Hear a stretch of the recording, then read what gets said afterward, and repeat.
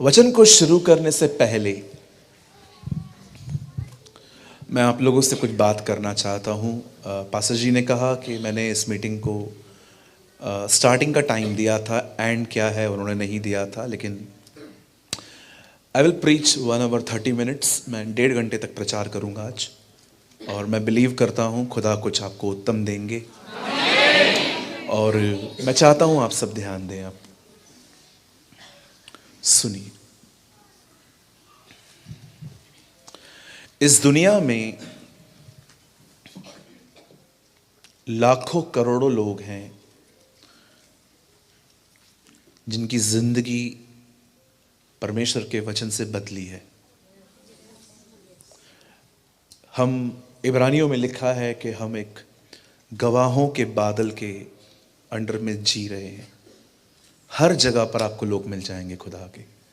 आप किसी भी हिल स्टेशन पे चले जाओ, आपको वहाँ पर भी प्रभु के लोग मिल जाएंगे। लेकिन एक चीज़ और मैं आपको बताना चाहता हूँ, प्लीज़ इसे राइट स्पिरिट में लीजिए। कुछ ऐसे भी लोग हैं जिनकी लाइफ नहीं बदल पाई है। बिलीव मी, बहुत से लोग हैं जो खुदा में आने के बाद बदले हैं। इस कलीसिया के अंदर तो there are so many witnesses, बहुत सारे गवाह हैं। लेकिन मैं आपको बताना चाहता हूँ कुछ ऐसे भी लोग हैं जो परमेश्वर के वचन को पढ़ने के बाद भी चेंज नहीं हो पाए हैं। अब उसका मैं आपको रीज़न बताता हूँ। कई बार हम पास्टर्स को जब आप देखते हैं तो अब हमें हमेशा हंसते हुए, हमारे फेस पे ग्लो, और अब हमेशा हमें देखते हैं कि हम माइक लेकर हज़ारों के सामने खड़े हैं। पर आप बिलीव करिए, being a pastor it's very difficult. Pastor होके ज़िंदगी जीना बहुत कठिन है, आसान नहीं है। आप जानते हैं, दुनिया कुछ भी करे उन्हें कोई कुछ नहीं कहने वाला। हमारे हाथ से अगर एक ग्लास भी टूट जाए तो सभी लोग,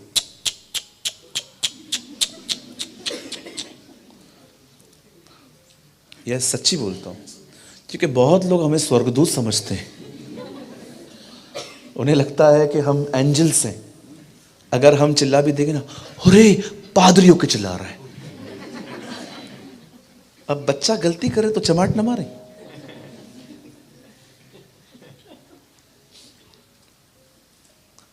हम भी आपकी तरह ही हैं। हमें परमेश्वर ने अंदर से स्टील की किडनी नहीं दी है, या हमारा जो अंदर का सिस्टम है वो थोड़ा डिफरेंट है। हम भी हर्ट होते हैं, बट फर्क क्या है, हम शो नहीं करते। हमें पता है इन्होंने हमें सुनाया, अगर हम सुनाएंगे तो ये लोग चर्च छोड़ के भाग जाएंगे। इसलिए हम सब सह लेते हैं ताकि इनका उद्धार हो, ये बचाए जाएं। आप जानते हैं हम बहुत स्ट्रगल करते हैं। हमारे लिए सबसे बड़ा चैलेंज पता है क्या होता है एक पास्टर के लिए? अपने कलीसिया में पॉलिटिक्स घुसने न देना। That is a biggest challenge. उन लोगों के साथ डील करना जो हमेशा चर्च का माहौल खराब करते हैं, इट्स वेरी डिफिकल्ट। क्योंकि हम जब अच्छा चलते हैं ना, शायद उसकी चर्चा कभी ना हो, लेकिन जब हम किसी को डांटते हैं ये सबको पता चलता है।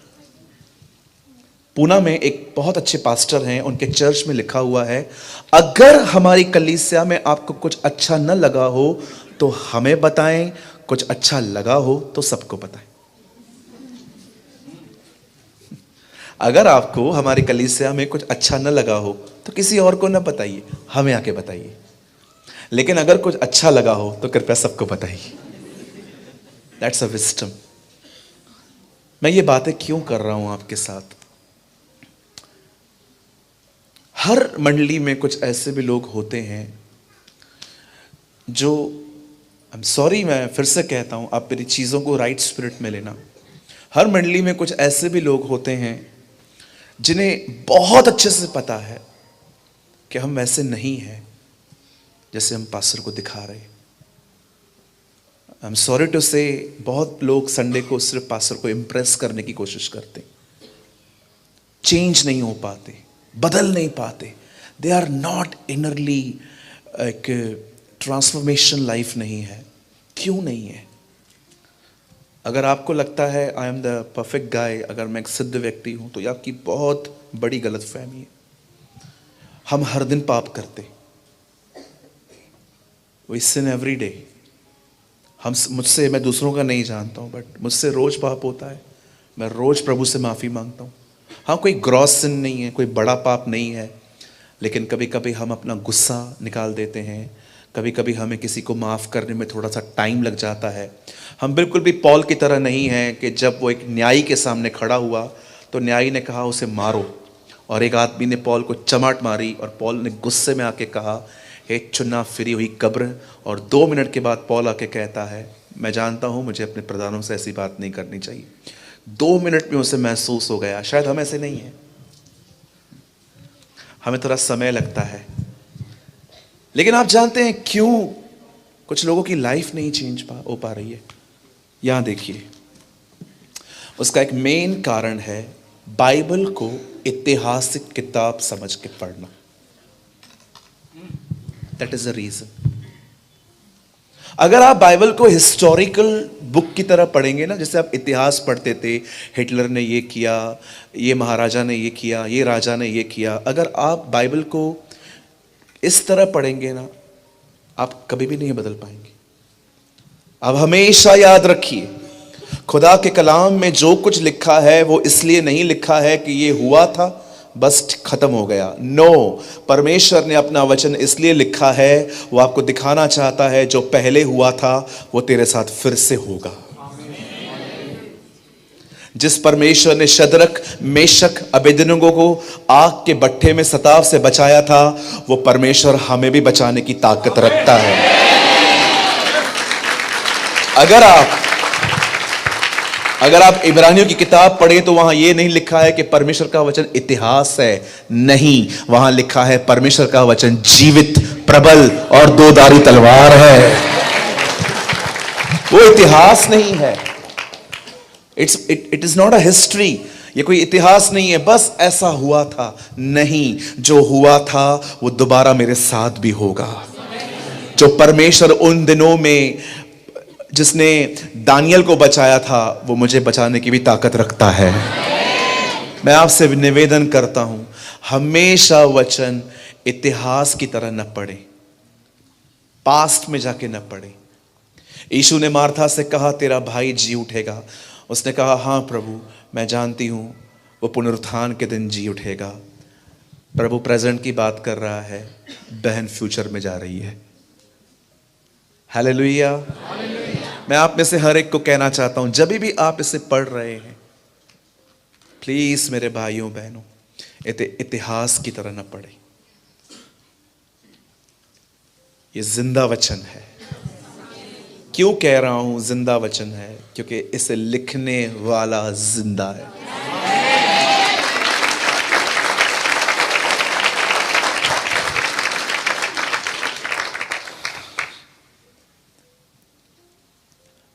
कुछ साल पहले, आप सभी जानते होंगे मेरा सरनेम से, मैं सिंधी फैमिली से हूं। और जब मैं प्रभु में आया सिंधी परिवार से, तो घर पे कोई विश्वास करने वाला नहीं था। मैं अपने पेरेंट्स को, अपनी फैमिली को बताया करता था, बहुत पुरानी बात है, मेरे फैमिली में कोई बिलीव नहीं करता था। वो मुझे कहते थे तू भी बंद कर यहाँ जाना, कुछ नहीं होने वाला है। हमें लगता था जीसस विदेशियों का खुदा है। हमें लगता था अंग्रेजों ने उसकी ठेकेदारी लेके रखी है कि जिसको चाहे वही बांटेंगे। हमारे घर पे ऐसा सिस्टम था। एक दिन मुझे बाइबल पढ़ते पढ़ते एक बात समझ में आ गई, खुदा खुद भी क्रिश्चियन नहीं है।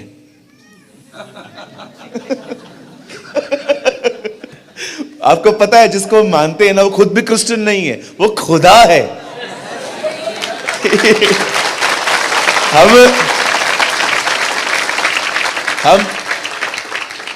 हम सोचते हैं वो क्रिश्चियंस का खुदा है, हमारा क्या काम। बिलीव करो, खुदा खुद भी क्रिश्चियन नहीं है। आप पंजाबी में दुआ करो, वो पंजाबी में सुनेगा। मैं सिंधी में करता हूं, आपके सामने करके दिखाऊं। चंद शब्दों में, पिता मैं प्रार्थना दो क्या ईश्वर नाले सा मुते मुते दया कर, मुते अनुग्रह कर। ये मेरी लैंग्वेज है, मदर टंग है ये मेरा। अब वो अंग्रेजों का है, वो बोलेगा no don't talk to me in Sindhi, talk to me in English. वो बोलने वाला है ऐसा? जी नहीं, जो एक भाषा समझे वो एक भाषा का खुदा, जो सारी भाषाएं समझे वो सृष्टि का मालिक होता है।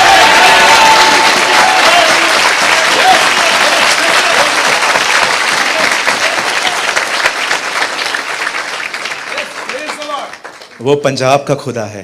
आमीन। आपको उसको बोलने के लिए कोई भाषा नहीं सीखनी है, आपको जो चाहिए आप बोलो उसको। आखिर मैंने अपने परिवार को खुदा के बारे में बताया। मेरी मम्मी पापा मेरी बहनें कोई बिलीव करने के लिए तैयार नहीं, नहीं नहीं बंद कर दे ये सब। और प्रॉब्लम तो तब पैदा हुई जब मैं सुधरने लगा, सबको कंफर्म होने लगा इससे सच में धर्म बदल दिया। आपको पता है ना, जो जितना सुधरा हुआ उसको उतना ही ज्यादा तंग किया जाता है। हाँ, आप बिगड़े रहो शराब पियो, आपको कहेंगे खानदानी है। कहेंगे नहीं तो खानदानी है, इसका बाप भी ऐसा ही करता था, इसके दादा ऐसे करते थे, इसने परंपराएं कायम रखी हैं। आप सुधरोगे ना। मैं आपको बोलना चाहता हूं दीदी बहन, आप किसी ऑफिस में काम करो और वो एक लड़की आपके बाजू में आके बैठ जाए और कहे मैंने बॉयफ्रेंड रखा है, और आप उसको बोलो नहीं नहीं हम नहीं रखने वाले हैं। आपको ऐसे देखेगी वो कि ये पागल है, संखी है, ये एकदम बैकवर्ड लोग हैं, दे डोंट नो लाइफ। ऐसे से देखेंगे। कई अपने बाजू वाले को सुधरा हुआ आदमी किसी को पसंद नहीं है। आप भाइयों के साथ भी ऐसे ही होगा। आप देखो, आप शराब नहीं पियो। अच्छा, हम लोग के बारे में गलत फहमी है, उनको लगता है क्रिश्चियन अधिक शराब पीते। मैं आपको बताना चाहता हूं, हमारे चर्च के अंदर जितने भी भाई हैं कोई शराब नहीं पीता। मेरे कलीसिया के अंदर कोई भाई शराब नहीं पीता।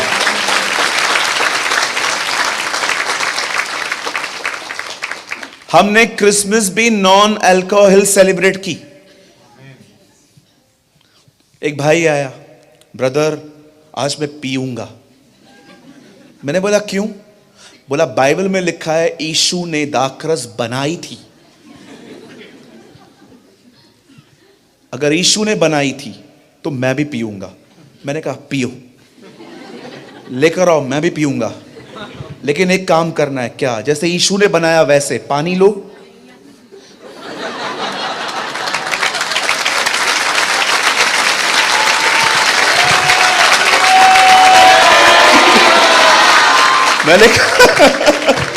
मैंने कहा पानी लो, अगर वो दाखरस बन जाए पी लो।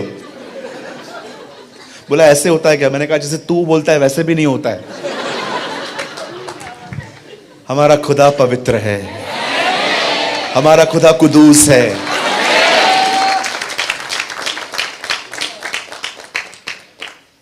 मुझे माफ करिए, मैं आपको नहीं बोल रहा हूं, मैं बॉम्बे की बात कर रहा हूं।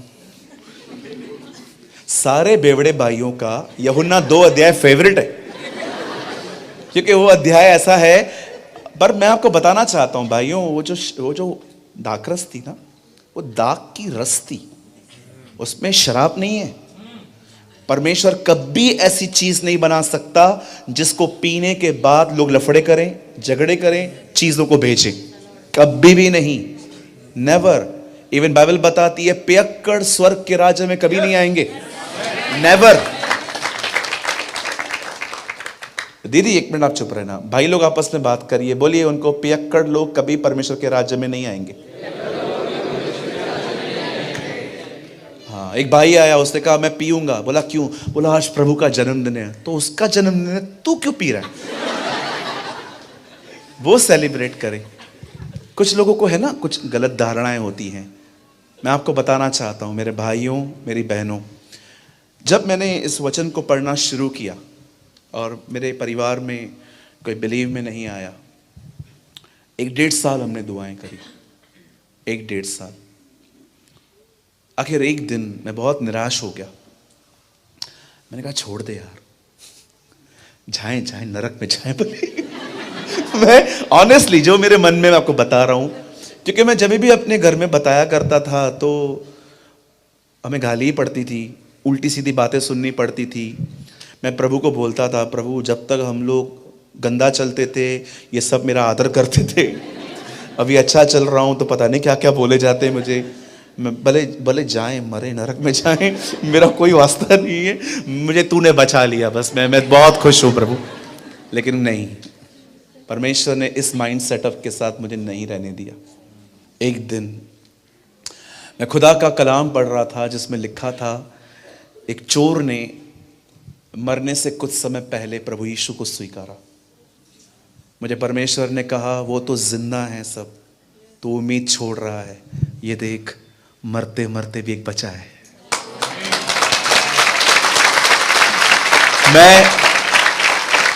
मैंने ये वचन इतिहास के तौर पे नहीं पढ़ा, मैंने विश्वास किया कि ये वचन परमेश्वर ने उन लोगों के लिए रखा है जिनका परिवार अब भी विश्वास में नहीं आया है, ताकि हम उस चोर को देखकर उम्मीद रखें कि हम कभी नहीं हारेंगे, कोई मरते मरते भी उसे स्वीकार कर सकता है।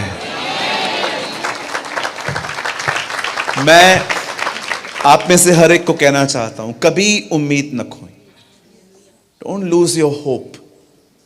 परमेश्वर हमारे परिवार को बचाएगा। क्यों बचाएगा?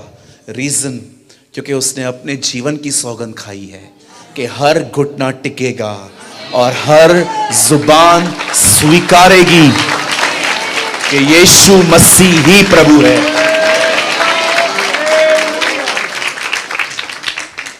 जो लोग जिम पे जाते हैं वो लोग कहते हैं ताकत खुदा है, व्यापारी कहते हैं पैसा खुदा है, एग्नोस्टिक कहते हैं हो सकता है एक खुदा है, नास्तिक कहते हैं कोई खुदा नहीं है।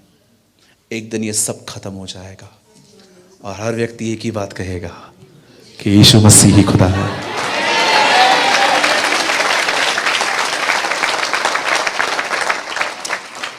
हालेलुया। हर चीज जो आप खुदा के पाक कलाम में पढ़ते हैं वो इतिहास नहीं है, ये हुआ था जस्ट नहीं। विश्वास करिए जो खुदा ने लिखा है वो मेरे साथ होगा। परमेश्वर कहता है अपने कलाम में, यद्यपि व्यवस्था की बातों में पूरे होने में देर हो सकती है परंतु धोखा नहीं होगा। जरुब्बाबेल ने इस मंदिर की नींव डाली है, जरुब्बाबेल ही इसे पूरा करेगा। जिस परमेश्वर ने ये कहा है वो उसे पूरा करेगा। आमीन। सो आज जो वचन हम आपके साथ बांटने वाले हैं, आधा घंटा कैसे निकल गया पता ही नहीं चला। आज जो वचन मैं आपके साथ बांटने वाला हूँ, मैं अक्सर अपने सरमन को टाइटल बाद में देता हूँ क्योंकि मुझे भी नहीं पता चलता कि मैं कभी कहाँ चला जाऊँगा। लेकिन आज मैं इस वर्ड को एक टाइटल देना चाहता हूँ और वो टाइटल है, हमारी आग कभी बुझने न पाए। आमीन। क्या आप सब तैयार हैं? मेरे साथ खोलिए पुराना नियम। जितने भी लोग हैं यहाँ पर सभी ओपन करें मेरे साथ पुराना नियम, लेवी व्यवस्था की किताब 6 अध्याय। Open your Bible with me in the book of Leviticus chapter 6।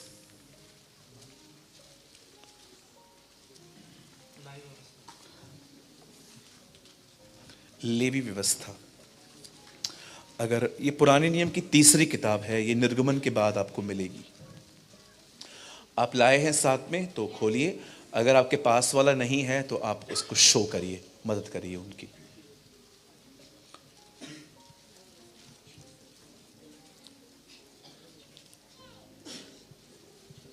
लेवी व्यवस्था की किताब उसका 6वां अध्याय।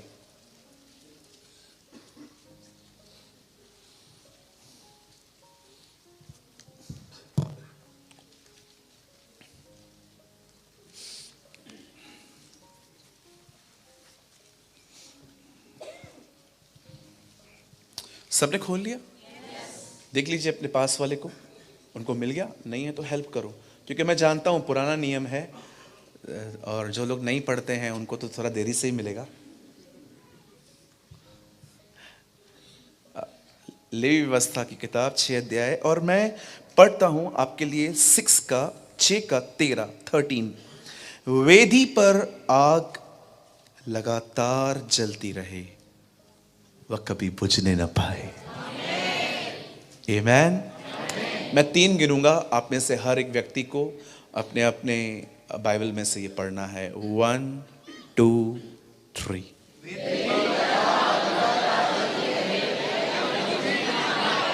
एक बार और पढ़िए। 1 2 3।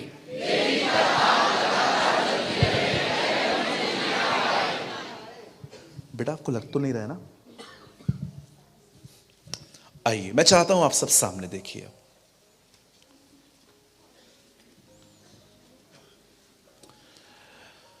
इस वचन तक आने के लिए मुझे कुछ आपको समझाना पड़ेगा, और आप तभी समझ सकते हैं जब आप अगर बहुत ध्यान दें।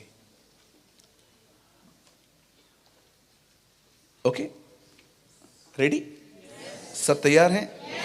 सब मन के साथ यही हैं? ओके। कभी कभी सिस्टर्स होती है ना, वो सोचती हैं 8 बजे तक मीटिंग पूरी हो जाए तो टमाटर भी लेती हुई जाऊं, और टमाटर जो हैं वो वचन को अंदर आने नहीं देते।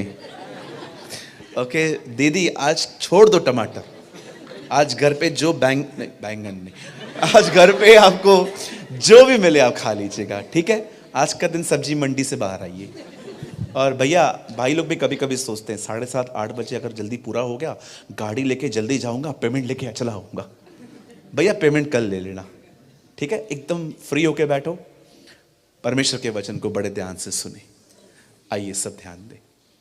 आप जानते हैं आग जलाने की नौबत क्यों आई? यहां पर क्यों ये आग जलाई गई? उत्पत्ति में कुछ नहीं मिलता हमें ऐसा। मैं हमेशा कहता हूं, अगर आपको बाइबल का कोई भी वचन समझ में नहीं आ रहा है तो ढूंढो कि जो वचन मैं पढ़ रहा हूं अगर उसमें लिखा है बलिदान, और मैं नहीं समझ पा रहा हूं बलिदान क्या है, तो पढ़िए सबसे पहले कि सबसे पहले बलिदान कहां लिखा है बाइबल में। वहां पर जाइए, वहां पर बहुत डिटेल्स में लिखा रहेगा। कभी भी आप इस बात को याद रखिए, आपको वचन का कोई भी हिस्सा समझ में ना आए, कोशिश करिए, ढूंढिए कि ये जो वचन है, इसमें जो वर्ड है, ये मुझे नहीं समझ में आ रहा, तो आखिर ये सबसे पहले कहाँ गया? आप जानते हैं अब्राहम कहता है ये लड़का और मैं ऊपर जाएंगे और आराधना करके लौट आएंगे। ये बाइबल में पहली बार आराधना आया, वहाँ गीत नहीं थे, गीत बाद में जोड़े गए, फिर इंस्ट्रूमेंट जोड़े गए, फिर कुछ और चीज़ें जोड़ी गई।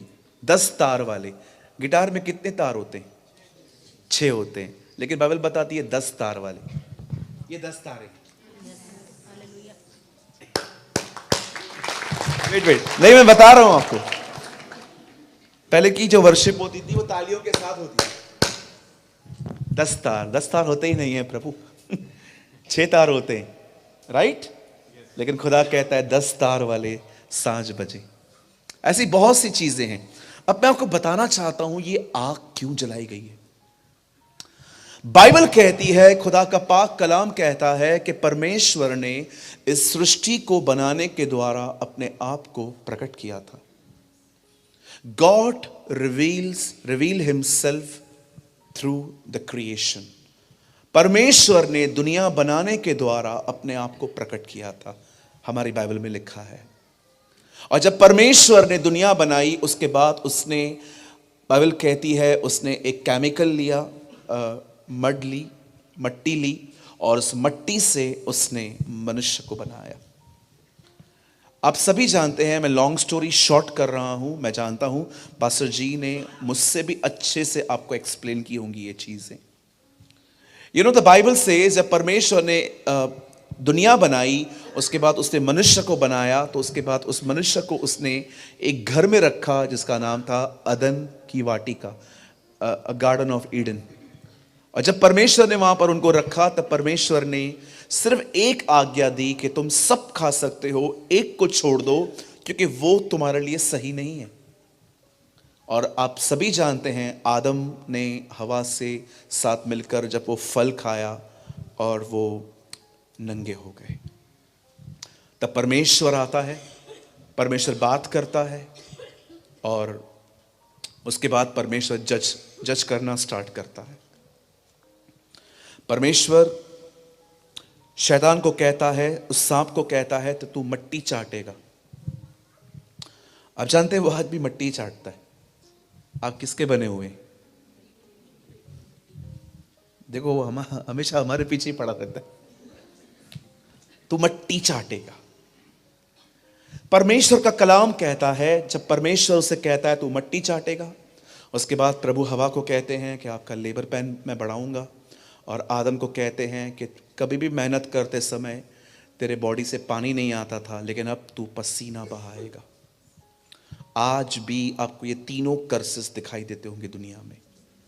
आज भी बहनों को पेन होता है, आज भी हम लोग मेहनत करते हैं तो पसीना आता है, और आज भी देखिए शैतान रेंगता है। खुदा का पाक कलाम सच्चा है। मुझे कभी कभी बहुत सारे लोग मिलते हैं, बात करते हैं। अभी रिसेंटली एक अंकल मिले थे मुझे, उन्होंने मुझे कहा, ब्रदर प्रेमानी मैं आपकी वीडियोस को देखता हूँ, लेकिन एक मेरा एक सवाल है। बहुत प्यारे अंकल है वो।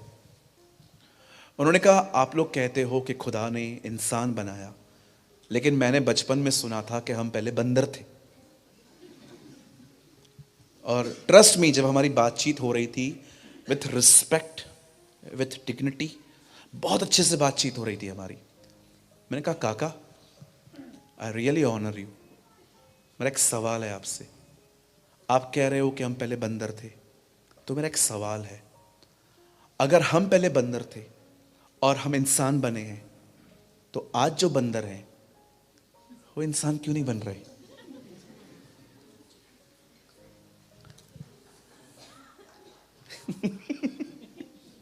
मैंने कहा आज क्यों इंसान नहीं बन रहे? विश्वास कीजिए, कुछ समय पहले मैंने उनको बपतिस्मा दिया है।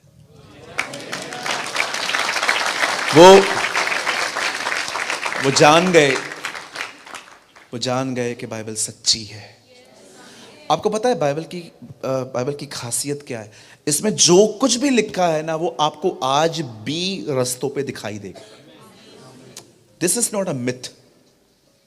ये कोई कल्पना नहीं है, ये कोई मनगढ़ंत बातें नहीं है। मैं आपको बताना चाहता हूं, यीशु कोई काल्पनिक व्यक्ति नहीं है जिस पर हमने ऐसे ही भरोसा किया है। वो एक जिंदा व्यक्ति है जो हमारे बीच में रहता है। आमीन। मैं आपको बताना चाहता हूं, जब परमेश्वर ने आदम और हवा को बना के वहां रखा और उसे सिर्फ एक कमांड दी कि तुम फल मत खाना, पर उन्होंने फल खाया और आप सभी जानते हैं वो लोग वहां से दूर हो गए। अब मैं आपको कुछ बताना चाहता हूं, प्लीज यहां देखिए सब। आप जानते हैं जब परमेश्वर आदम और हवा से मिलने आता था, तब ये मुलाकात होती कैसे थी? हर शाम, एवरी इवनिंग, खुदा हेवन छोड़ता था और नीचे उतरता था और आदम और हवा के सामने बैठकर उनसे बातें करता था। आप बिलीव करिए, एक्चुअली वही संगति जिसके लिए खुदा ने हमें बनाया था, उसी संगति के विषय में यूहन्ना अपनी किताब में कहता है, हमने उसे देखा, हमने उसे सुना, हमने उसको छुआ, और हम गवाही देते हैं कि परमेश्वर की सहभागिता में तुम भी आ सको। आप जानते हैं बिगिनिंग में कुछ भी नहीं था, सिर्फ एक ही चीज थी, परमेश्वर के साथ मनुष्य की संगति। और आप जानते हैं उस संगति को वो इतना पसंद करता था कि जब आप उससे दूर हो गए ना, उसने अपने बेटे को कहा, जा इन्हें वापस ले आ, गो, इन्हें वापस ले आ, मुझे ये चाहिए। और आप देखो, यीशु मसीह के कारण आज एक बार फिर से आप मिले उससे। That's awesome। बाइबल कहती है जब परमेश्वर और इंसान अलग हो गए, व्हेन दे डिवाइड, जब वो अलग हो गए, खुदा का कलाम कहता है अब परमेश्वर मनुष्य से वैसे नहीं मिल पाता था जैसा वो अदन में मिलता था, आमने सामने बातें करता था। अब परमेश्वर और मनुष्य के मिलने के तरीके बदल गए। अब परमेश्वर अपने दास मूसा को कहता है अब एक काम कर, एक तंबू बना, उस तंबू में कर्टन डाल। अब मैं वैसे नहीं मिल सकता जैसे मैं इनसे मिलता आया हूं, अब इनके और मेरे बीच में कर्टन होगा। ये कर्टन क्यों आया, ये इस तरह का एक पर्दा क्यों आया? क्योंकि मनुष्य ने पाप कर दिया। अब संभव नहीं है कि प्रभु आपके, क्योंकि बाइबल बताती है अब हमारे खून में पाप आ गया, हमारे स्वभाव में पाप आ गया। अब ये पॉसिबल नहीं रहा कि परमेश्वर हमसे वैसे मिल सके जैसे वो अदन की वाटिका में लोगों से ओरिजिनली मिला करता था। अब जानते हो परमेश्वर लोगों से कैसे मिलना स्टार्ट करता है? कर्टन के पीछे। परमेश्वर ने मूसा को कहा अब एक तू तंबू बना, उस तंबू के 3 हिस्से हों, बाहरी आंगन, बीच वाला स्थान, परम पवित्र स्थान। परमेश्वर पवित्र स्थान, परम पवित्र स्थान में रहता था और परमेश्वर ने लोगों से वैसे मिलना बंद कर दिया जैसा वो ओरिजिनली लोगों से मिलता था। बीच वाले आंगन में परमेश्वर ने एक कैंडल रखी थी, 7 कैंडल्स थी, दीप स्तंभ, मनोरा, परमेश्वर ने वो वहां पर रखा था। और आपको पता है परमेश्वर ने आज्ञा दी थी वो जो आग है वो हमेशा जलती रहे। आपको पता है ये आग आई कहां से थी? ये आग मैच बॉक्स में से, लाइटर में से नहीं निकाली गई थी। जब पहली बार मिलाप वाले तंबू में बलिदान हुआ था और जो वो आग स्वर्ग से गिरी थी, उसी आग में से निकालकर दीप स्तंभ जलाए गए थे। आप पढ़ सकते हैं, पीछे लिखा हुआ है। वो उस तंबू के अंदर हर चीज मैनमेड थी। आप जानते हैं इस चीज को? तंबू में जितनी भी चीजें हैं वो सब मैनमेड हैं, सब मनुष्य ने बनाई हैं, लेकिन एक आग ही थी जो मनुष्य ने नहीं बनाई थी। आप जानते हो स्वर्ग में जितनी भी चीजें हैं सब खुदा के द्वारा बनाई गई हैं, पर मैं आपको स्वर्ग में एक चीज दिखाऊं जो मनुष्य ने बनाई है। यीशु के हाथों के hole, that's man made. Trust me, स्वर्ग में जितनी चीजें हैं सब खुदा ने बनाई हैं, पर वहां एक ऐसी भी चीज है जो मनुष्य ने बनाई थी, यीशु के हाथों के कीलों के छेद। That's 100% man made. इसलिए बाइबल बताती है ये वो जख्म है जो मुझे मेरे प्रेमियों के घर में मिले थे। That's man made. हालेलुया। मैं फिर से पूछना चाहता हूं, अब तक कितने लोग मेरी बातों को समझ पाए हैं?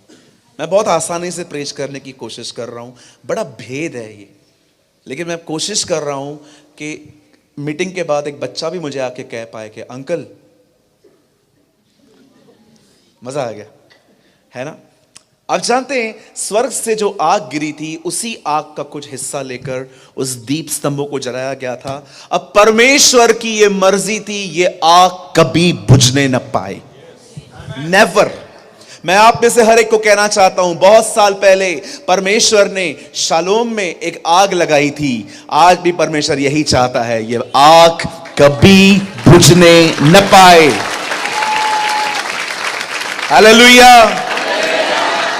और हम ये विश्वास करते हैं यीशु मसीह के दोबारा लौटने तक ये आग सदैव जलती रहेगी। यस।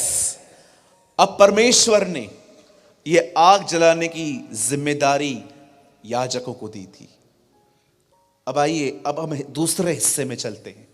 ये प्रचार 3 हिस्सों में है। पहला हिस्सा आपको समझ में आया? अब परमेश्वर बात करेगा याजक की। खुदा का कलाम कहता है एक समय था जब एक याजक था जिसका नाम था Eli. In English we call him Eli. परमेश्वर का वचन कहता है एली नामक एक महायाजक था। आप सभी जानते होंगे एली 2 बेटों का पिता था।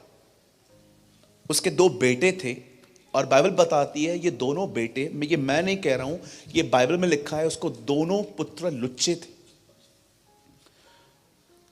क्या करते थे ऐसा कि बाइबल इतने कठोर शब्दों में उनको ऐसा बताती है? दो काम करते थे। चर्च में आने वाली वुमेन्स के साथ उनकी बातचीत प्योर नहीं होती थी।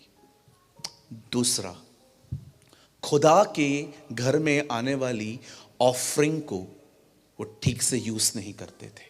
ये खुदा के कलाम में लिखा है। परमेश्वर ने जब ये सारी बातें देखी, तब परमेश्वर बहुत फेडअप हुआ था उससे। प्रभु ने उससे कहा अपने बच्चों को समझा। लेकिन आपको पता है परमेश्वर ने जब उसको कहा तो उसका रवैया कैसा था? अपने बच्चों को बुला के उनके कंधों पे हाथ रख के कहता है, ओ मेरे बच्चों, जो मैं सुनता हूं वो ठीक नहीं है। अब हमेशा याद रखिएगा, परमेश्वर एली पे पता है क्यों भड़का? क्योंकि उसने अपने बच्चों को प्यार से समझाया। कितने लोग ये बात जानते हैं? बाइबल बताती है उसने अपने बच्चों को वैसे समझाया जैसा खुदा नहीं चाहता था। पर आप में से कितने लोगों ने देखा जब यीशु मसीह मंदिर में आया, उसने देखा कि मंदिर में व्यापार हो रहा है? कितने लोगों ने ये देखा कि वो उनके पास जाके कहता है, मैं तुम्हें 2-3 दिन देता हूं, अपना स्टॉल उठाओ? उसे कोड़ा उठाया। हालेलुया। उसने कोड़ा उठाया, किसी को कुछ नहीं कहा, एक व्यक्ति को भी उसने नहीं मारा, लेकिन सबको बाहर निकाल दिया। आप जानते हो ये वो घड़ी थी जब परमेश्वर खुश था। यस, आप याद रखिए, अगर आपके बच्चे चर्च खराब कर रहे हैं तो कृपया उन्हें प्यार से न समझाएं। लेकिन अगर आपके घर के अंदर आपके बच्चे खिलौने तोड़ते हैं, कृपया उन्हें न डांटें, क्योंकि वो चीजें कोई बड़ी बात नहीं है। सीरियस मैटर्स होते हैं चर्च के, घर के नहीं। हालेलुया। ये बहुत जरूरी है कि अगर आपका बच्चा पियानो तोड़ दे चर्च का तो उसको डांटो, पर अगर घर के अंदर वो कोई खिलौना फेंक दे, उसको प्यार से समझाओ। परमेश्वर एली से यही उम्मीद कर रहा था कि मैं तुझे जो कह रहा हूं कि मेरा चर्च खराब कर रहे हैं, इनको समझा। और आप जानते हैं एली का ये रवैया था। उन्हीं दिनों में जिस मंदिर में एलाई खड़े होके परमेश्वर की सेविकाई करता था, बाइबल बताती है उन्हीं दिनों में एक स्त्री वहां आती थी, हन्ना। उन्हीं दिनों में हन्ना नाम की एक स्त्री वहां आती थी और वो बच्चा मांगती थी। पता है बच्चा क्यों मांगती थी? वो जानना चाहते? Yes, no, no, yes. पता है उसने बच्चा क्यों मांगा था? पहले तो अपने लिए मांगती थी, फिर उसने अपना इंटेंशन बदल दिया। आप जानते हो परमेश्वर के तंबू में हर चीज है, पर एक चीज बिल्कुल नहीं है, वो है कुर्सी। आपको खुदा के हैकल में कोई भी चेयर नहीं मिलेगी। पर उसने क्या देखा? एली कहां बैठा है, ये कुर्सी कहां से आई? ये भाई साहब लेके आए थे। बताइए परमेश्वर ने अपने घर में याजकों के लिए कुर्सी क्यों नहीं रखी थी? मैं आपको करके दिखाऊं कुछ? देखिए यहां पर प्रबोध अंकल बैठे हुए हैं और हमारे पास्टर साहब भी बैठे हैं। डोंट वरी, जो मैं कह रहा हूं ये बिल्कुल भी ऐसे नहीं है। ऐसा नहीं हो मीटिंग के बाद आप सब घूर घूर के इनको देखो। समझिए इस चर्च के अंदर पास्टर जी ने 2 कुर्सियां रखी हैं और मीटिंग पूरी हो गई। अब हमारे दोनों भाई साहब आके बैठे। चलो बेस्ट एग्जांपल करते हैं। आप इन दोनों को भी, भाइयों को भी निकाल देते हैं, 2 बहनें ले लेते हैं। आप 2 बहनें हो, पास्टर जी ने आपको काम दिया है और प्रभु ने साफ कहा है इस शालोम में कोई कुर्सी नहीं होनी चाहिए, लेकिन पास्टर जी ने 2 चेयर्स लाके रख दी हैं। अब ये दोनों बहनें क्या करेंगी बताइए? मीटिंग के बाद पंचायत लगाएंगी। कहिए बाजू वाले को, पंचायत लगा देंगी। अब ये बैठेंगी, चलो हो गई सेवा। और बहन तू बता, तू कैसी है? ठीक हूं, लग तो नहीं रही है। अब क्या करें, जिंदगी है ही ऐसी। ऐसे क्यों बहन आप इतने परेशान? और नहीं तो क्या, कितना भी करो घर वालों के लिए, अंत में कुछ भी नहीं मिलना है। मेरा पति आज भी मेरे मम्मी को कॉल करके बोलता है मैं कुछ नहीं करती हूं, मैं घर पे नौकरानी होकर सारा दिन काम करती हूं, मैं ये करती हूं, और तू बता तू कैसी है? मेरे भी यही हाल है। चालू हो गए। इधर कुर्सी होती ही नहीं तो हाँ?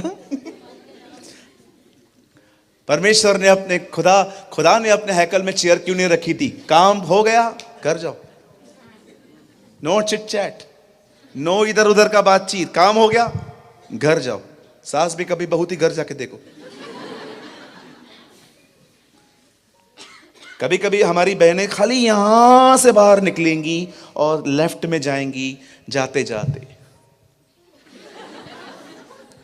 पास्टर जी बड़ा चर्च कब लेंगे? वही ना बहन, समझते नहीं है हम, कितनी तकलीफ होती है। मुझे तो लग रहा था आज मेरी हड्डी बाहर आने वाली है। आप सोचो, कहिए बाजू वाले को कुर्सियां उठा के फेंक दो। हाँ ये वाली नहीं, हाँ मैं कुछ और बोल रहा हूं, चीजों का गलत मतलब मत निकालिए। मुंबई में एक पास्टर ने प्रचार किया, शत्रुओं से प्यार करो। ये प्रचार सुन के एक आदमी शराबी बन गया। शराब की बोतल के पीछे लिखा था शराब तुम्हारा शत्रु है। पास्टर ने कहा है शत्रुओं से प्रेम करो, मैं कर रहा हूं।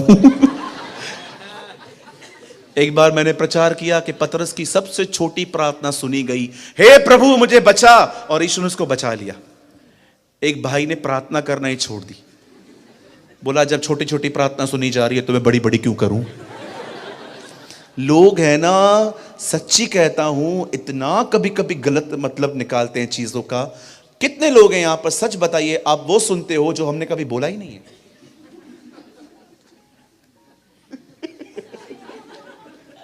कभी कभी हम लोग वो बोल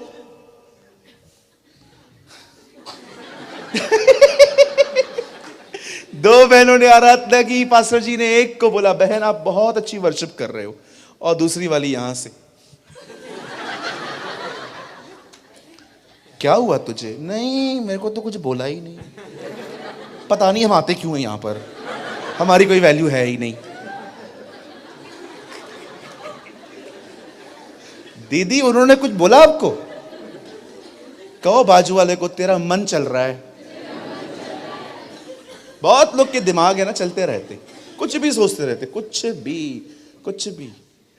अरे इतनी बड़ी कलीसिया है, एक को भूल गए तो क्या? मुझे ही क्यों? देखो अभी भी दिमाग चल रहा है। परमेश्वर ने साफ कहा था नो चिट चैट, कुर्सियां मेरे घर के बाहर। जिस दिन हन्ना ने वो कुर्सी देखी, हन्ना ने प्रार्थना करना शुरू की, प्रभु मुझे बच्चा दे, मैं लीडर बना के दे दूंगी। शी नोस, वो जानती थी, वो जानती थी मुझे बेटे से भी ज्यादा खुदा को लीडर की जरूरत है।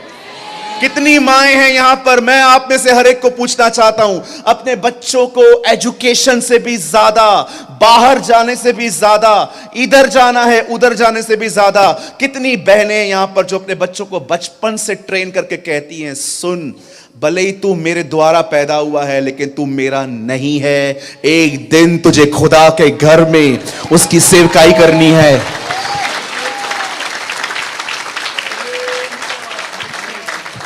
मैं पढ़ाई के खिलाफ नहीं हूं ब्रदर, मैं पढ़ाई के खिलाफ नहीं हूं बहन, आप अपने बच्चों को खूब पढ़ाओ, लेकिन याद रखो कोई भी चीज, आप जानते हैं मैं एक परिवार से मिला हूं 4 बजे, एक परिवार मुझसे मिलने आया।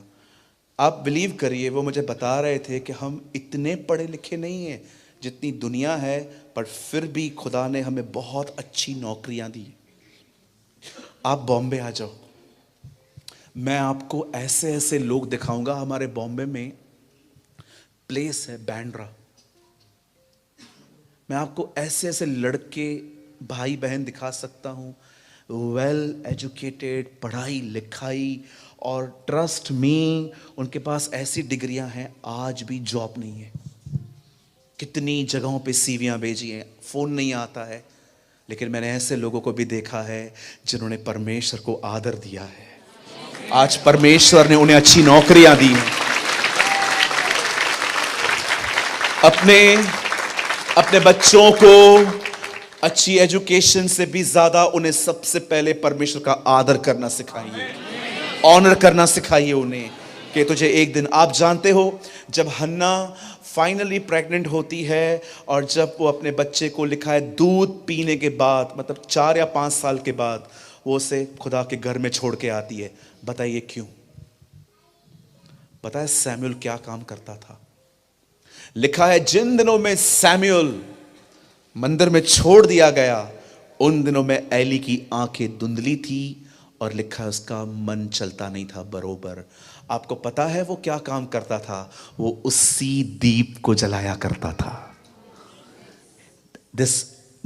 ये उसकी सेवकाई थी। अब आप सोचो, आपके घर में चेयर है, आपके घर पे पलंग है, आपके घर में एयर कंडीशन है, आपके घर पे हीटर्स भी हैं। बताइए मिलाप वाले तंबू में क्या था? कुछ नहीं था। एक छोटे बच्चे ने बचपन से ही डिस्कंफर्ट से दोस्ती रखी थी। नरक से भी गंदी जगह है comfort zone, because nothing grows there. वहां कुछ भी नहीं बढ़ता।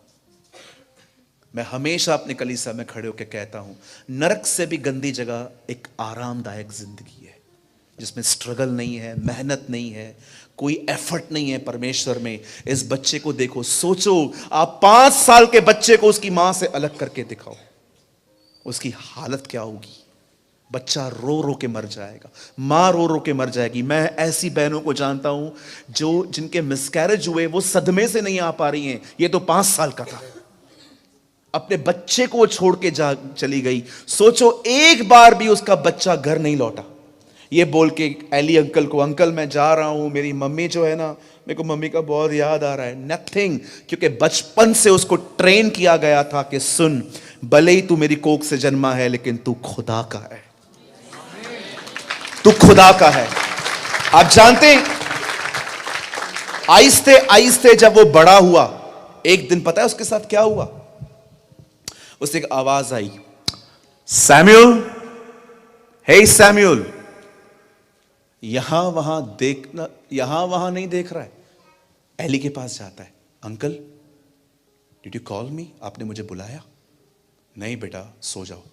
ओके, वापस चला गया। सैमुअल, सैमुअल, वापस जाता है। अंकल आपने बुलाया मुझे? नहीं बेटा, सो जाओ। ओके। सैमुअल, सैमुअल, वापस जाता है। अंकल आपने बुलाया है मुझे? मैंने कहा मैंने तुझे नहीं बुलाया, लेकिन एक काम कर, अगर अभी आवाज आती है तो बोलना क्या आ गया। अब आप मुझे बताइए, अगर दीवार के उस तरफ आपकी मम्मी या आपके पापा खड़े हैं, 10 लोगों के बीच में खड़े हैं और बातचीत हो रही है, आप पहचान पाओगे मम्मी की आवाज कौन सी है? 100% पहचान पाओगे, क्योंकि आपको पता है वो आवाज आपने इतनी बार सुनी है। अब मुझे बताइए, परमेश्वर बात कर रहा है, बंदा एली के पास क्यों भाग रहा है? पता है क्यों? क्योंकि वो परमेश्वर की आवाज जरूर थी, पर वो आवाज एली की थी। आप जानते हो वो एली की आवाज थी। परमेश्वर देख रहा था, अगर मैं इसके पास्टर की आवाज में से बात कर रहा हूं तो क्या ये सुनेगा? वो हर बार पास्टर के पास गया। मैं आप में से हर एक को कहना चाहता हूं, पहले अपने पास्टर को सुनो। अगर आपने उसको ठीक से सुना, खुदा भी आपसे बात करेगा।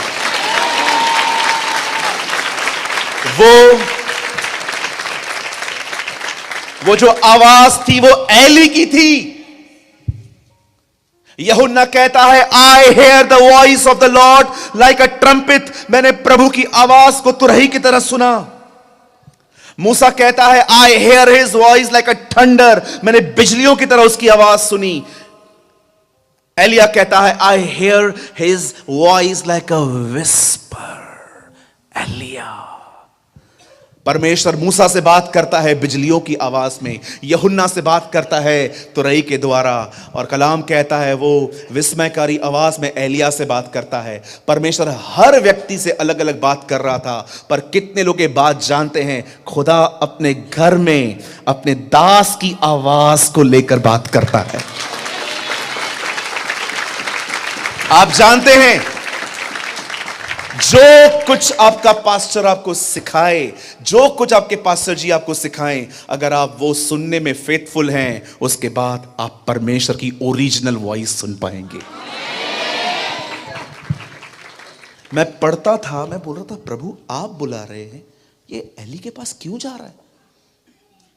ये तो ऊपर इधर उधर देखना चाहिए, ये स्ट्रेंज वॉइस किसकी है? वो एली के पास ये नहीं कहता है अंकल कोई बात कर रहा है मुझे समझ में नहीं आ रहा है, वो सीधा जाके बोलता है अंकल आपने बुलाया, पता है क्यों? वो एली की आवाज थी। It was the voice of ally. जरा सोचिए, परमेश्वर एक लड़के को अपने पास क्यों बुलाता है? ताकि वो लड़का उसके घर की आग को कायम रखे। मैं आज आपको बताना चाहता हूं, परमेश्वर ने बहुत साल पहले मनुष्य को बनाया, मनुष्य पाप करके उससे अलग हो गया, फिर परमेश्वर ने डिसाइड किया कि वो अब एक तंबू में आपसे मिलेगा। उस तंबू में एक आग जलती थी, आपको पता है वो आग परमेश्वर की आज्ञा है, लेवी व्यवस्था में वो आग कभी बुझने न पाए। आज मैं आपसे एक सवाल पूछना चाहता हूं, जितने भी यहां पर मेरे भाई बहन बैठे हैं, बताइए वो 10 कुंवारियां थी, 5 मूर्ख 5 बुद्धिमान, बताइए उन 5 मूर्खों को उस दूल्हे ने क्यों नहीं पहचाना? क्योंकि उनकी मशालें बुझ रही थी। Read it.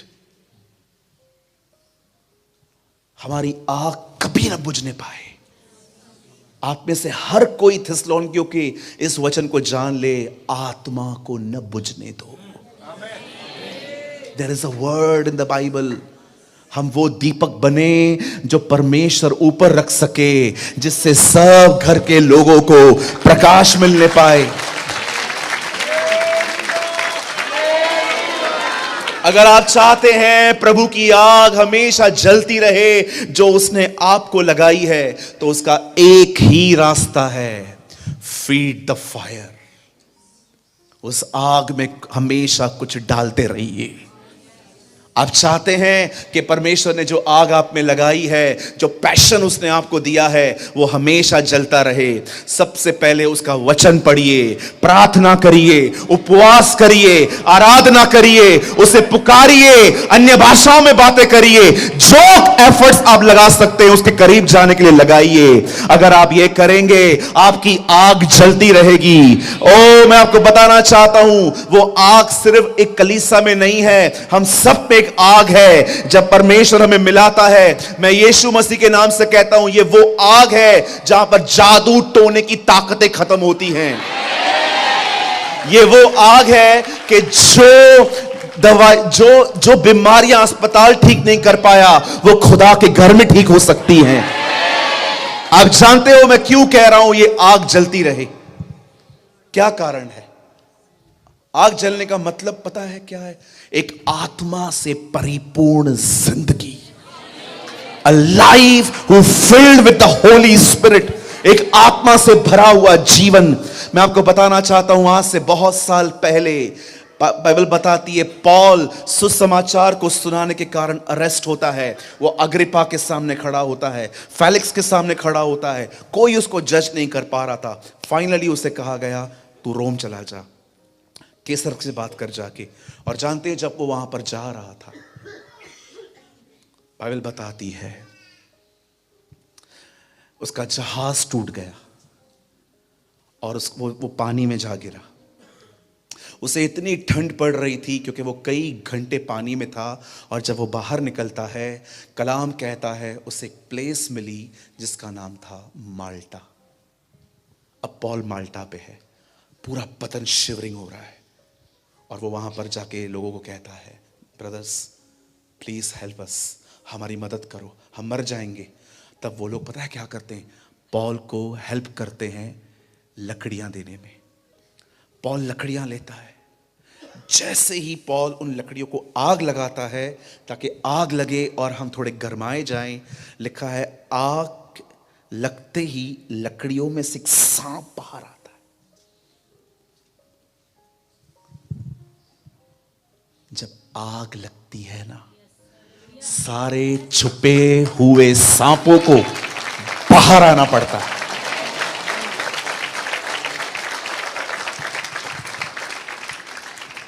मेरे पीछे कहिए, जब आग लगती है तब सारे छुपे हुए सांपों को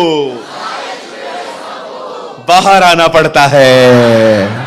मैं तो तुम्हें पानी का बपतिस्मा देता हूं, लेकिन जो मेरे बाद आने वाला है वो तुम्हें आग और पवित्र आत्मा का बपतिस्मा देगा।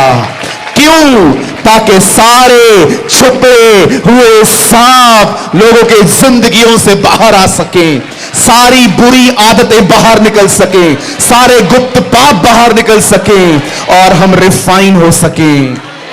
मैं आप में से हर एक को कहना चाहता हूं, मुझे ये वर्ड शालोम फेलोशिप के लिए मिला है और मैं प्रभु के सामने विश्वास योग्यता के साथ आपको दे देता हूं। परमेश्वर चाहता है 2024 में आप उसमें बढ़ने के लिए 2023 से अधिक मेहनत करें, अधिक मेहनत करिए। Don't waste your time. अपना समय बर्बाद न करें, अपना समय बर्बाद न करें। जब शद्रक मेशक अबेदनगो आग के भट्ठे में जाते हैं, तब उनके हाथ पैर सब बंधे हुए थे, उनको मोजे पहनाए गए थे, आग को धधकाया गया था, लेकिन जब उनको फेंक दिया गया, बाइबल बताती है राजा ने क्या देखा, वो चल रहे हैं अंदर। ब्रदर, वो कैसे चल रहे थे? उन्हें तो बांध दिया गया था। आप जानते हो, जब वो आग में गए, रस्सियों को छोड़ कुछ न जला। नेवर।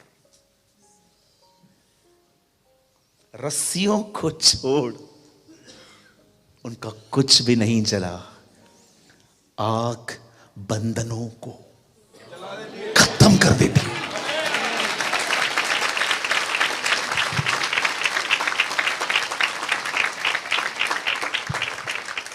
God called Samuel। परमेश्वर ने एक लड़के को बुलाया ताकि उसके घर की आग जलती रहे। आज मैं आपको कहना चाहता हूं, उसने आपको बुलाया है। He called you ताकि खुदा के घर की आग हमेशा हमेशा जलती रहे। मैं 10 मिनट में इस संदेश को कंप्लीट कर दूंगा। Just 10 minutes. मैं चाहता हूं आप सब सामने देखिए। अब हमेशा याद रखिए, हम वो लोग हैं जिन लोगों को लेकर डेविल ने हमेशा हमारे लिए मिसअंडरस्टैंडिंग्स क्रिएट की है। हमेशा शैतान ने बड़ी कोशिश करी है कि हम उसके खुदा के घर तक कभी ना पहुंच पाए। कितनी उफाएं हैं हमारे लिए बाहर। यहां पर ये होता है, वहां वो होता है। आप पंजाब में हैं, बहुत धन्यवाद प्रभु का। हमारे बॉम्बे में कई सारे लोगों को ऐसा लगता है कि हम विदेशियों के खुदा को मानते हैं, धर्म बदलने वाले एलिगेशंस, बहुत सारी बातें होती हैं। ठीक है, चलो कोई बात नहीं, हम वो भी सह लेते हैं।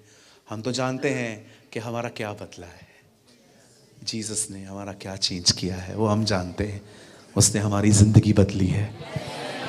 मुझे ये लोग कहते थे आपको पैसे मिले हैं। पैसे मिले नहीं हैं, लेकिन विश्वास करो, जो पैसे गंदी जगहों पे जाते हैं वो बच गए, वो बहुत बचे हैं। फिर तो बहुत मिले है ना।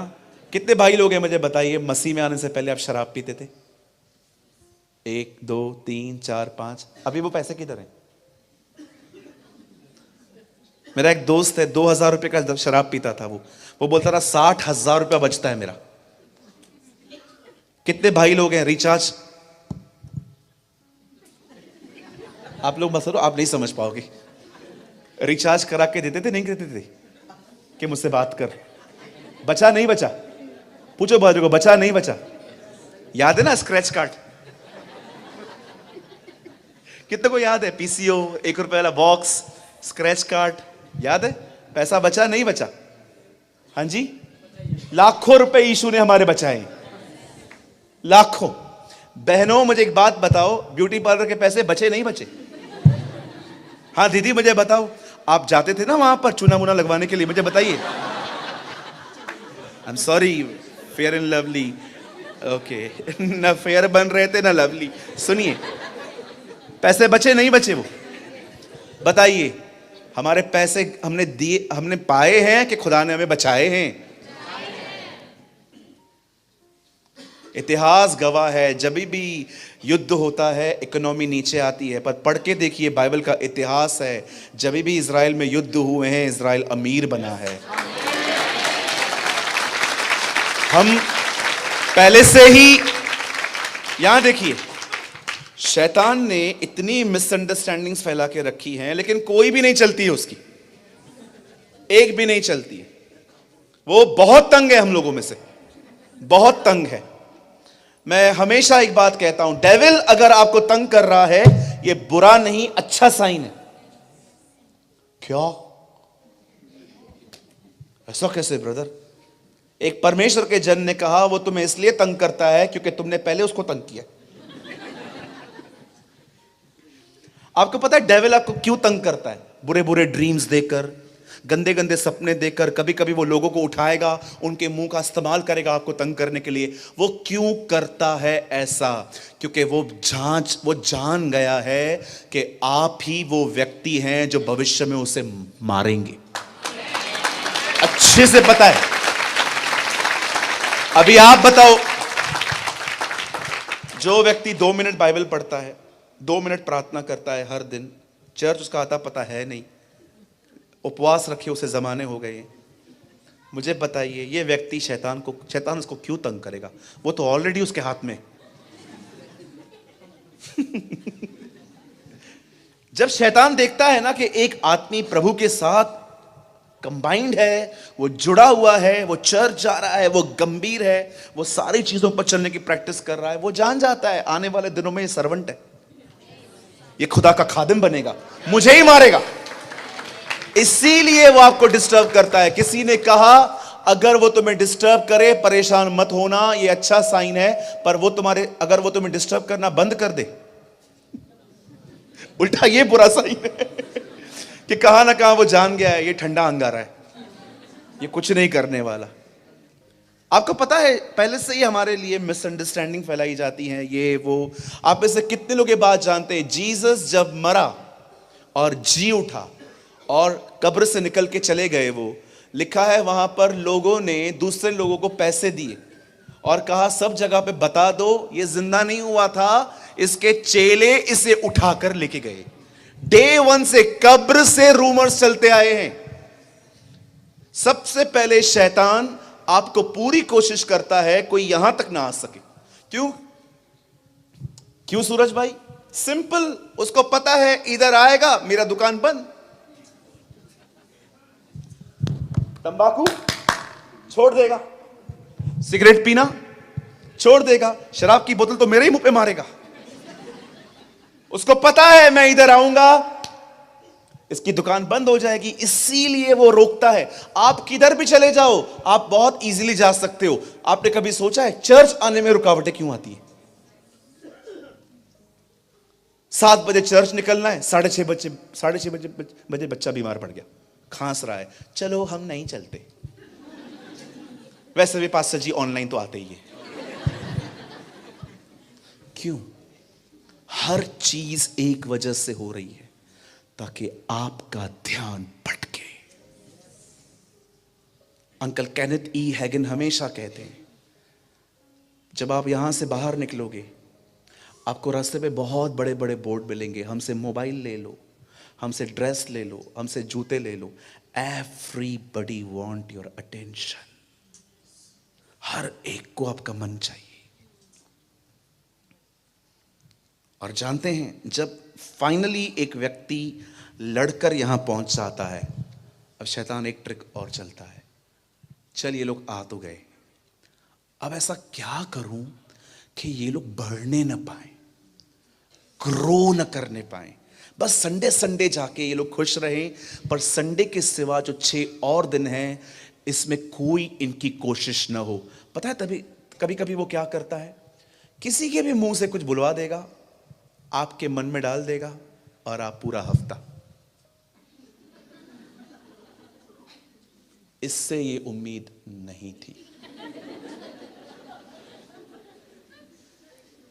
बोलना था तो सामने आके बोलता, उधर जाके क्यों बात कर रहा है।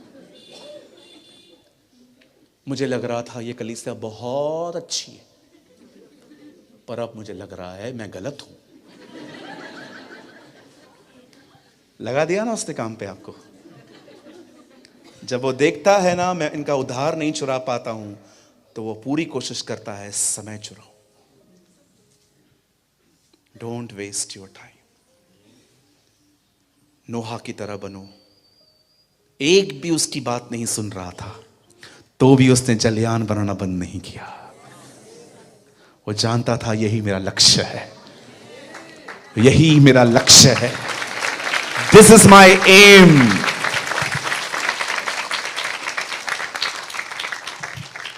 ये बात मैं आपके पास्टर जी के पक्ष में बोल रहा हूं, जो मैं कह रहा हूं। पॉल वॉशर कहते हैं, अगर मैं नूह के दिनों में जिंदा रहता तो हर दिन लकड़ियां काट काट के नूह को देता कि जलयान बना, क्योंकि ये तेरी बुलाहट है। उनमें नहीं जीऊंगा, ये आग हमेशा जलती रहे, इसके लिए मैं मेहनत करूंगा। आइए अपनी आंखों को बंद करिए। ओ थैंक यू जीसस, धन्यवाद यीशु। आइए अपनी आंखें बंद करिए, अपने हाथों को खुदा की ओर फैलाइए, अपने दिल को शामिल करिए इसमें। सिर्फ लफ्ज आपके दिमाग से नहीं, पर आपके दिल से आने दीजिए। स्वर्गीय पिता, मैं यीशु के नाम में आपके पास आता हूं। मैं बहुत धन्यवाद करता हूं प्रभु आज के वचन के लिए। खुदा, आपने उस आग को जलते रहने में शमूएल की प्रभु सहभागिता चाहिए। आपने चाहा कि वो लड़का आए और सदैव आपके उस दीप स्तंभ में तेल की भरपूरी करता रहे। प्रभु, तेल पवित्र आत्मा की भरपूरी है। होने दीजिए प्रभु, इस कलीसिया के अंदर हम सब जलते रहें, तेरी आग हमेशा हमारे अंदर जलती रहे। अपने लोगों को आशीषित कर। देख प्रभु, आज यहां कुछ लोग हैं जो पूरे दिल से तेरे सामने कमिट कर रहे हैं। खुदा, देख समर्पण हो रहा है। आज न केवल लोग अपने बदन को, लेकिन अपने दिल को भी तेरे सामने लेके आ रहे हैं। मैं दुआ करता हूं अपने लोगों को भर दे। मैं दुआ करता हूं इसी समय अपनी आत्मा को तेरे लोगों पे उंडेल दे। मैं दुआ करता हूं हमें 2024 के लिए तैयार कर, कि हम और मेहनत करें, हम तेरे और करीब आए, हम तेरे दिल को जाने। हम पर रहम कर प्रभु। हम प्रार्थना करते हैं हमारे प्रिय पास्टर के लिए। खुदा प्रभु, आपका हाथ हमेशा उन पे बना रहे, आपकी दया हमेशा उन पर बनी रहे। हम प्रार्थना करते हैं तेरे दास को तू हर बुराई से बचाए रख, और आने वाले दिनों में प्रभु तू अपने दास का दुगना मस्सा कर। खुदा, हम प्रार्थना करते हैं न केवल वो लुधियाना के लिए, न केवल वो पंजाब के लिए, पर वो आने वाले दिनों में सारे विश्व के लिए एक बरकत बने, एक आशीष बने। Bless each and everyone Lord. आज जितने भी लोग यहां आए हैं खुदावन, जो बाहर तक प्रभु बैठे हुए रास्तों पर, आप सबको आशीष दीजिए, आप सब पर दया करिए। हम आपसे ये मांगते हैं। धन्यवाद प्रभु सारी बातों के लिए। हम इस विनती को यीशु के नाम में मांगते हैं। आमीन एंड आमीन।